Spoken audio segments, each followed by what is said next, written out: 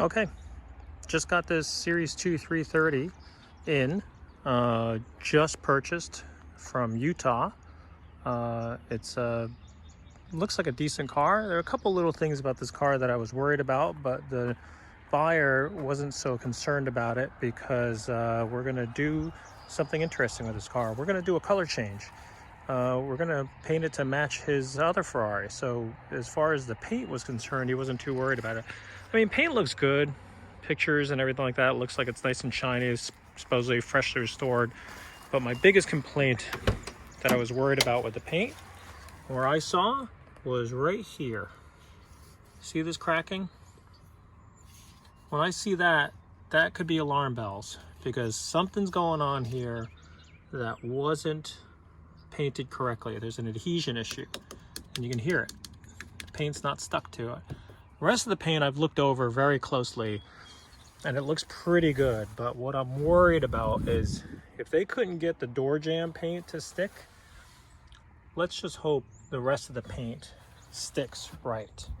But again, one of the reasons why we're not too worried about this car is we're going to do a color change. So we're going to disassemble this car, we're going to take this paint off, and we're going to paint it a different color. So the buyer was kind of like saying, oh, well, not worried about it.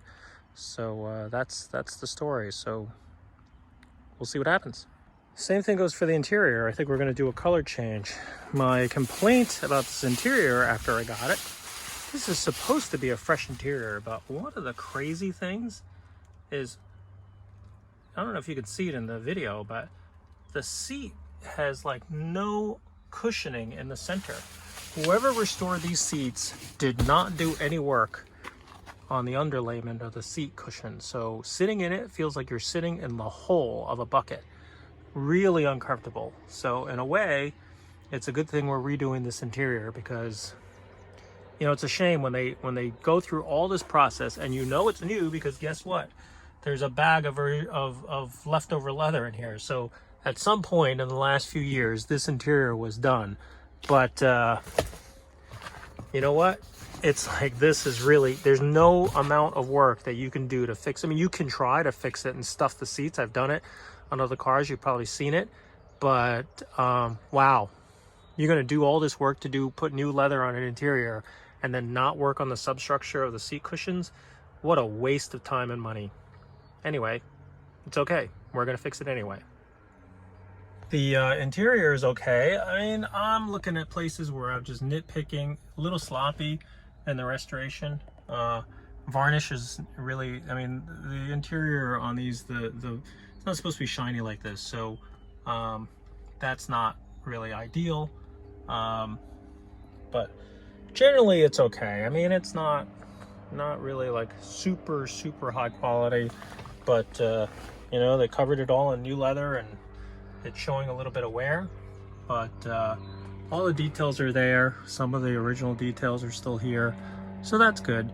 But like I said, we're doing a color change on the interior, we're doing a color change on the exterior, so the main thing is we're making sure that the rest of the car is in decent shape. So let's take a look at the engine compartment. It's all generally there. You know, it looks like they put the it looks like an HVL hood pad. All the stuff is there.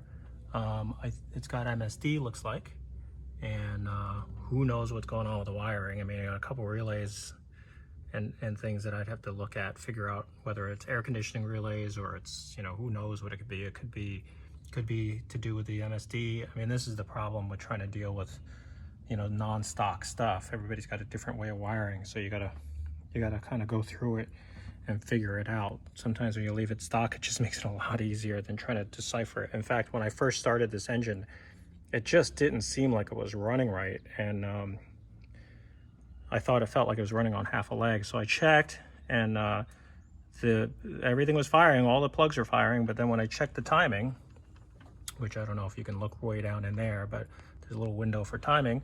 Timing was set to PM16 and PM712, which is wrong. It was supposed to be on AF10. So it was running very retarded, and that's, you know, kind of question, like who the heck worked on this engine and didn't know what was the right timing marks. Anyway, still exploring the car, and there's the engine.